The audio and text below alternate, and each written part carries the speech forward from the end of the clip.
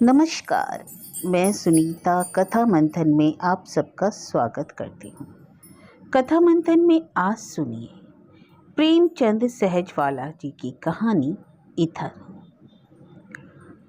पिछले 30 अप्रैल को वर्मा जी की शादी को पूरे 30 साल हो गए थे। यह सोचते ही उन्हें घोर आश्चर्य हुआ था, जाने कैसे एक घरेलू सी दिखती औरत के साथ उन्होंने पूरे 30 वर्ष काट लिए।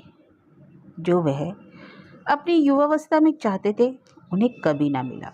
वे जयपुर से पत्नी लाए थे, जो दिल्ली से ज़्यादा दूर नहीं है। पर जब पत्नी शैल आई तब पहले हफ्ते से ही झगड़ा चला कि शैल नौकरी जरूर करेगी। शैल अड़ गई थी कि जब आप मुझे देखने आए थे तभी मेरी माँ ने आपसे कहा था कि वह नौकरी नहीं करना चाहती, फिर आपने क्यों मुझे पसंद किया।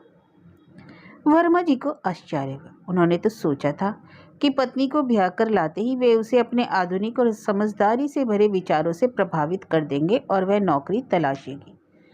शैल ने शादी से पहले एक छोटी मोटी नौकरी लगभग 10 साल जयपुर में ही की थी, किसी प्राइवेट कंपनी में। पर अब शैल को लगता था कि वह घर संभालेगी और वर्मा जी हैं कि यह ख्याल आते ही उन्हें विचित्र सा लगता है कि पत्नी पारंपरिक तरीके से पति की प्रतीक्षा करे, उनके आते ही सामने चाय पेश करे और सारा दिन घर की डस्टिंग करती रहे और वॉशिंग मशीन पर कपड़े धोती रहे। बहरहाल इसी तरीके की जिंदगी जीते उन्हें 30 वर्ष कैसे हो गए, यही तो उनके लिए आश्चर्य था। जब शादी कर लाए तो माँ थी, पिता थे, दोनों बड़े भाई शादियां करके अलग कहीं रहते थे और उनकी पत्नियां भी घर में ही रहती थी। बहन अपनी ससुराल गई तो उसे शादी से पहले वाली नौकरी ही जारी रखते देख उन्हें एक सुखद ईर्ष्या भी हुई थी बहन से।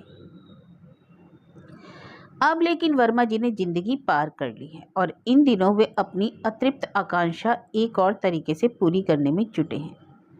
उनका एक बेटा है जो अब 27 वर्ष का हो गया है और बेटे की शादी के लिए लड़की ढूंढना उनके लिए एक नया टशन हो गया है।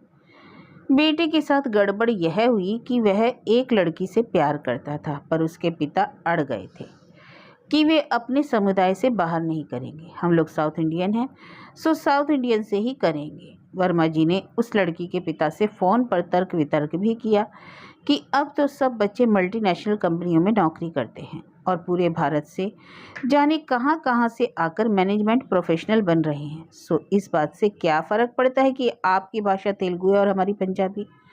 दोनों ऑफिस में तो ज़्यादा से ज़्यादा समय अंग्रेजी ही तो बोलते हैं ना। पर उस लड़की के पिता ने कहा, आप अपना लेक्चर मेरे सामने बंद करेंगे या जहाँ से बोल रहे हैं वहीं आकर बंद कराऊँ। मिस्टर वर्मा शर्मा या जो भी आप हैं, मेरी बेटी तेलुगु से ही शादी करेगी, चाहे वह लंदन में नौकरी करती हो, समझे, आपकी नहीं।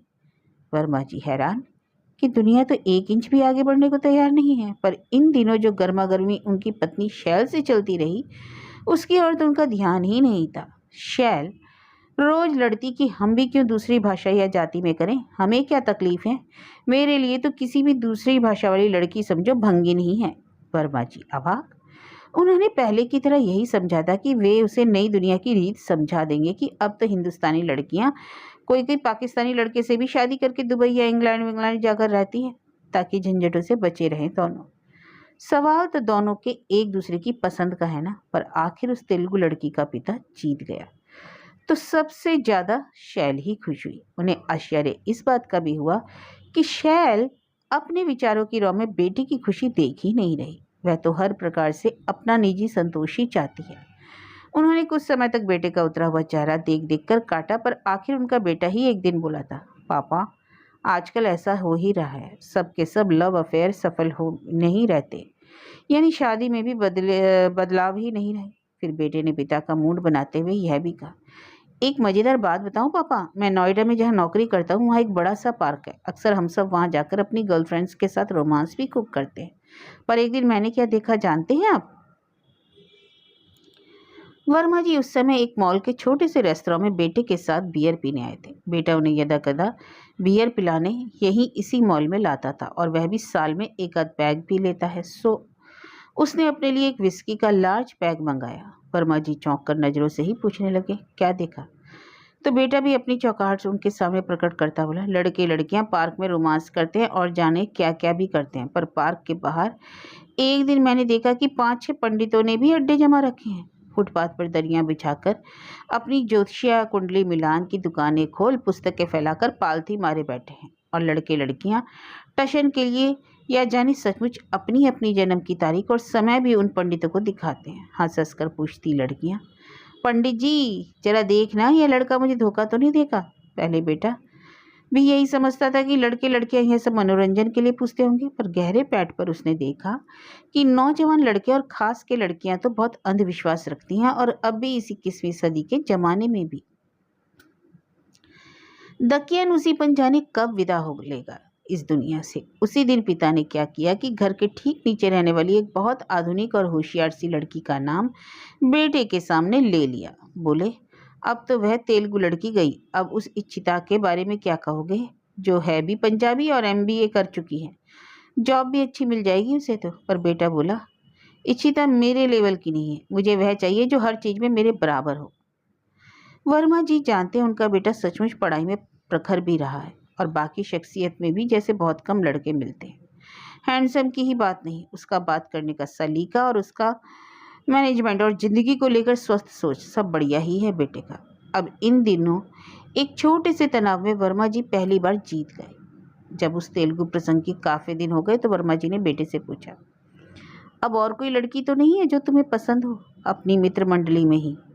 बेटा चेहरे के भाव बदलकर आखिर बहुत सामान्य से बनाकर बोला, अब जहाँ आप दोनों चाहो करवा सकते हो। बेटे ने कहा ऐसे जैसे अब बहुत आज्ञाकारी बन गया हो, पर इतने दिन उसका चेहरा सचमुच उतरा हो रहा, और एक बार तो यही बोला था कि अब मैं शादी ही नहीं करूँगा, पर उसकी माँ अक्सर उसे कोंचती ही रही। अब आखिर कब करोगे शादी, बुढ़े होकर? मैं क्या ऐसे ही खटती रहूँगी जिंदगी भर? बेटे ने मानो माँ की खुशी के आगे झुककर ही पिता से कहा कि अब आप दोनों जहाँ चाहो करवा सकते हो। वर्मा जी लेकिन इस बार एक बात के प्रति कृत संकल्प थे कि शैल को खुश रखने के लिए लेंगे भले ही पंजाबी लड़की, पर लेंगे वही जिसे बेटा कहे कि हाँ वह उसी के प्रबुद्ध और प्रखर लेवल की है। वर्मा जी की वैसे एक दिन आश्चर्य यह भी हुआ कि उन्हें पता ही नहीं कि पिछले संडे बेटा माँ को लेकर एक कम्युनिटी सेंटर भी गया था, और फोटो समेत अपना पूरा प्रोफाइल भी एक फॉर्म में भर आया। और अब शैल कह रही है कि आज संडे है, हम उसी सेंटर में जाकर लड़कियों के प्रोफाइल वाली फाइल देखेंगे और कोई अच्छी सी लड़की ढूंढने की कोशिश करेंगे। वर्मा जी तो उस सेंटर में जाकर थोड़े आश्चर्यचकित भी हो गए। वहाँ एक हॉल में दूर दूर तक कम से कम 150 पति पत्नी जोड़े बैठे थे, जो अपने अपने बच्चों के लिए सुटेबल मैच उन प्रोफाइल की फाइलों में ढूंढ रहे थे। उन्हें तो इस बात पर भी घोर आश्चर्य हुआ था कि यह तो लिखा ही है कि लड़की क्या मांगलिक है या नहीं, पर यह भी लिखा है कि वह चश्मा पहनती है कि नहीं। हर लड़की की हाइट लिखी है, जन्म तिथि के साथ जन्म का समय और शहर भी लिखा है, और यह भी कि वह वेज है या कि नॉन वेज। किसी किसी के प्रोफाइल में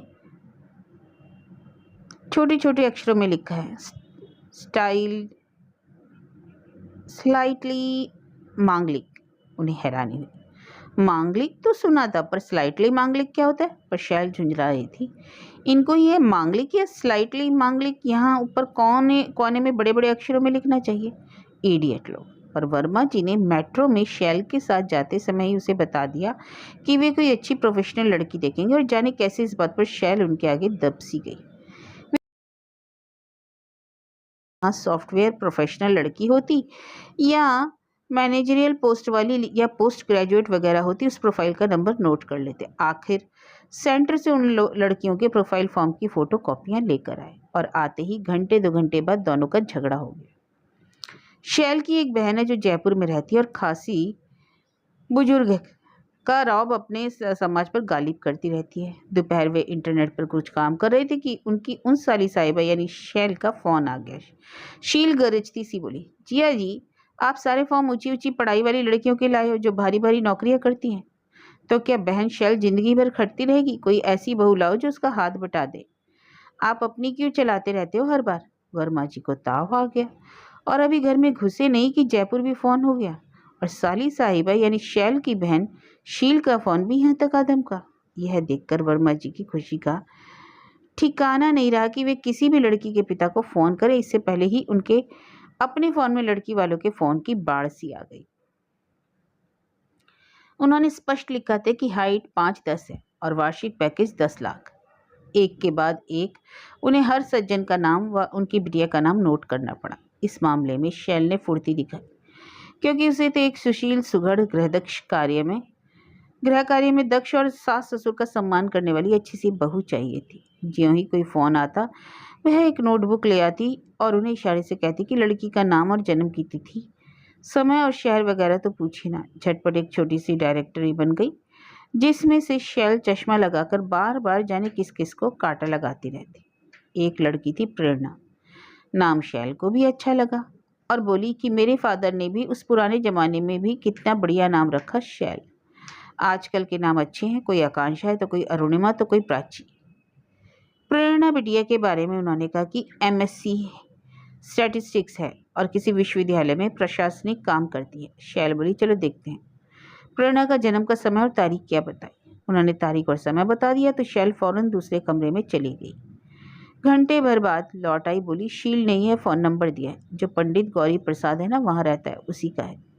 प्लीज़ आप इसे फ़ोन करके प्रेरणा का नाम, जन्मतिथि, शहर वगैरह सब बता दो। पर हुआ यह है कि शैल की आज्ञा अनुसार जब उन्होंने उन श्रीमान पंडित गौरी प्रसाद को फ़ोन करके सब बताया तो थोड़ी देर बाद ही उनका फ़ोन आया। लड़की तो बहुत मांगलिक है। शैल का कलेजा धक से बैठ गया, पर उसकी बहना शील का फ़ोन तुरंत आ गया। बोली गौरी प्रसाद कह रहे हैं मांगलिक ज़्यादा नहीं है, बहुत थोड़ा है, जिसका उपचार हो जाएगा। वर्मा जी को उसी समय ख्याल आया कि अरे आजकल तो कुंडली का मिलान इंटरनेट पर भी हो जाता है। फौरन एक कुर्सी साथ में रखकर शैल को बैठने को कहते हुए बोले गूगल में डालकर अभी इस प्रेरणा महारानी का पता करता हूँ। उन्हें हालांकि यह सब बकवास लगता है, पर शैल की खुशी के लिए तो वे अब सब कुछ करने को तैयार थे, क्योंकि उसने एक पोस्ट ग्रेजुएट लड़की को जो नौकरी करती है विचाराधीन करने की मंजूरी दे दी। गूगल में डालकर आखिर कुंडली मिलान की वेबसाइट उन्हें मिल गई। उन्हें तो आश्चर्य हुआ कि जब से सूचना प्रसारण की बाढ़ आई है तब से पुराने अंधविश्वास गुम होने की बजाय और बढ़ गए हैं, क्योंकि संबंधित पंडितों को धंधा करने का और एक मौका मिल गया। उन्होंने इंटरनेट पर बेटे के जन्म का समय, तिथि और शहर वगैरह उसके नाम के साथ डाल दिए और प्रेरणा बिटिया के भी। झट से एक लंबा सा स्क्रीन आ गया जिसके अंत में लिखा था लड़का नॉन मांगलिक है और लड़की मांगलिक। पर क्योंकि शील बहना का कथन था कि मांगलिक ज़्यादा नहीं है, सो यह रुकावट वे पार कर चुके। उन्हें आश्चर्य यह भी है कि इस स्क्रीन पर स्पष्ट लिखा है कि ये सारे निष्कर्ष 3000 साल पहले के हैं और इसका आधुनिकीकरण कर दिया गया। आश्चर्य कि 3000 साल पहले के निष्कर्षों का आधुनिकीकरण उन ज्योतिषियों, महापंडितों, ज्योतिषाचार्यों ने किया है, जो खुद सदियों पहले की पोथियां बाँच बाँच कर समय के चक्र को जाने कब से रोके हुए।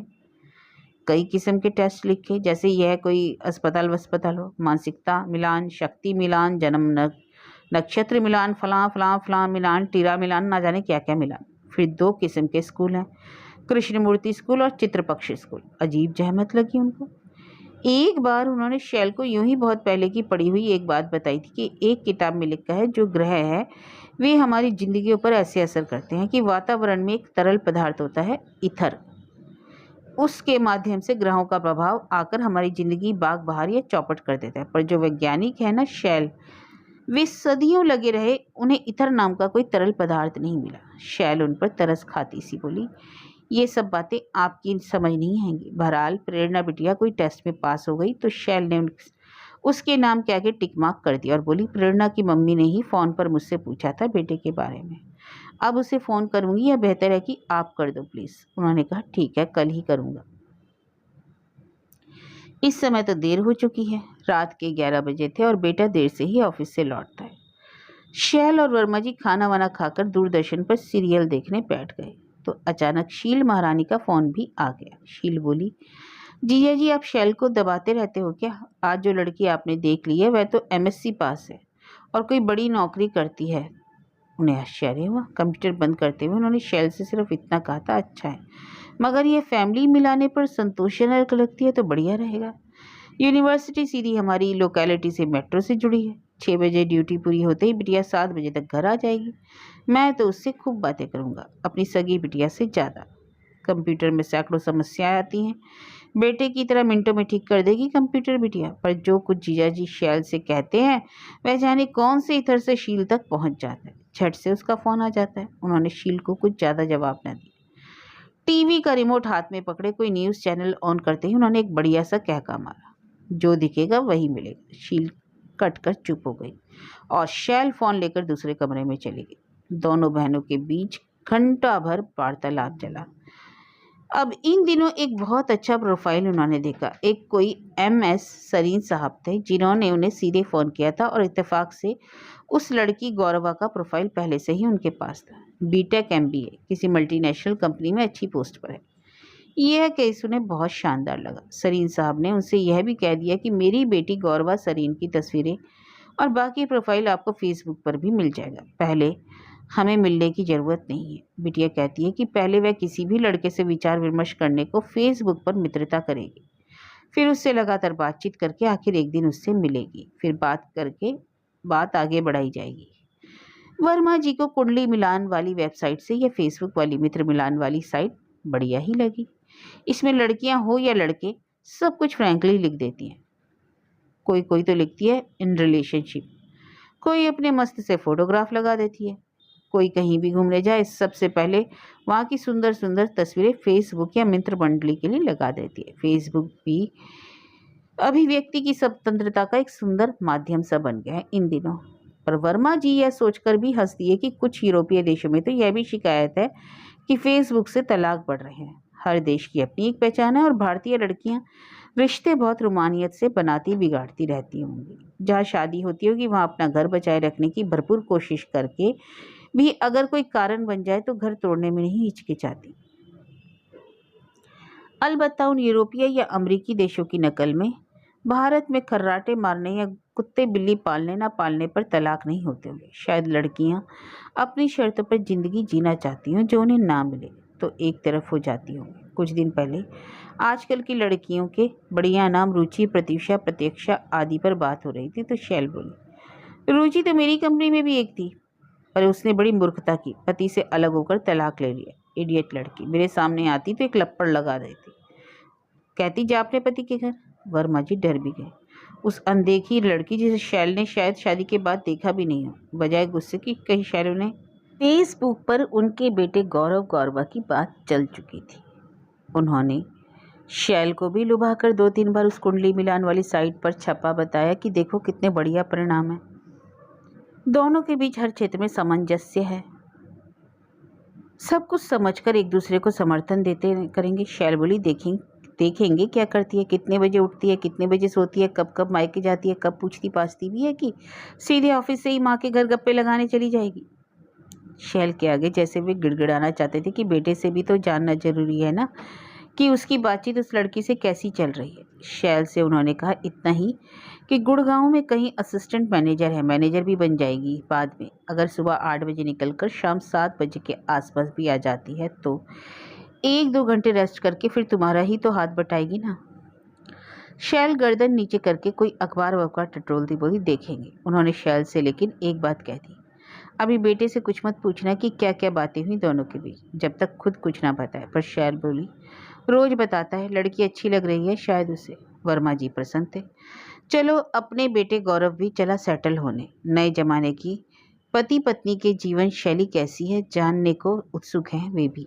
एक दिन क्या हुआ, उन्होंने भी फेसबुक पर गौरवा सरीन का नाम सर्च में डाला, उसकी फोटो देखने की कोशिश की।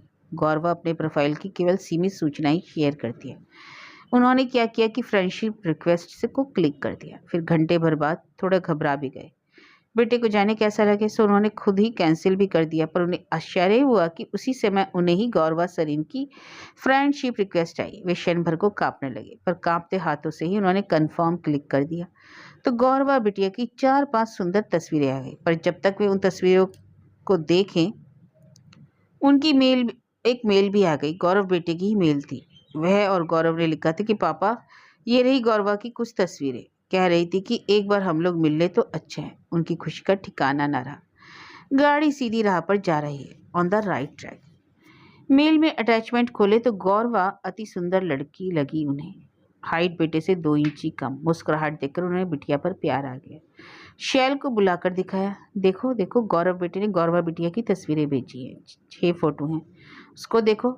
किसी में गर्दन यूं मुस्कुराकर एक तरफ कैसे तो झुका दी बिटिया ने, चेहरा खिले फूल सा है।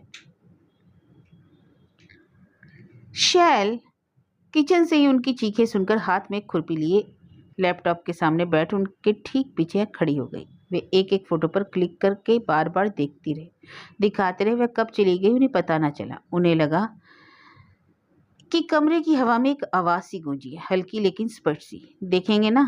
फिर एक सुहाना दिन ऐसा भी आया। वर्मा जी पत्नी और बेटे को लेकर चले अपनी संभावित होने वाली बहू को देखने। गौरव ने उन्हें बताया 3 बार मिले हैं दोनों।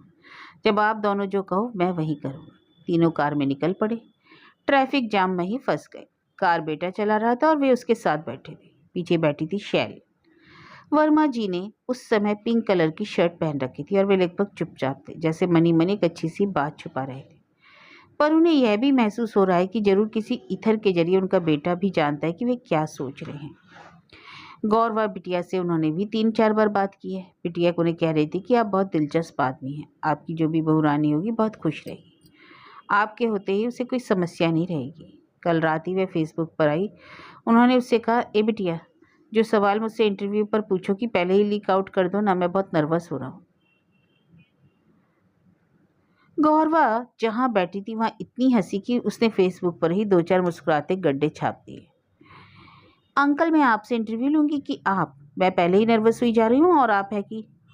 उन्होंने उसी समय गौरवा बिटिया से कहा था। शर्ट कौन सी पहन कर आऊँ? तुम्हें कौन सा कलर पसंद है? बिटिया मुस्कुराती हुई बोली, पिंक कलर की पहन कर आना अंकल।